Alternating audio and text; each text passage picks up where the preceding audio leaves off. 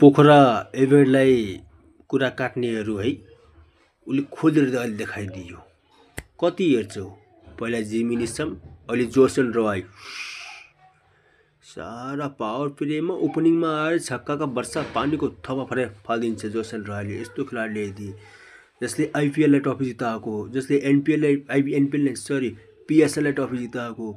पहिला पिएसएलमा पहिलो कन्ट्याक्ट गर्दाखेरि पछि करोडौँको कन्ट्याक्ट आइपिएलबाट जाँदाखेरि त्यसलाई ठुक्राएको व्यक्ति हो जोसन रोय भनेको। त्यस्तो पावरिड व्यक्ति पहिला जिमी निसम ल्याइदियो जसले एनपिएल सिजन 1 च्याम्पियन, र अर्को कुलो लियो जोसन रोय। आगो बाल्छ पोखराले।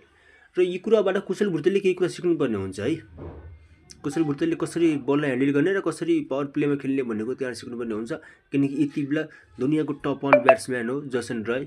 सायद अब उसको ब्याटिङ हेरेपछि कति मजा आउँछ त्यो त आफै थाहा हुन्छ। त्यो सायद मैले भनिरहनु पर्दैन।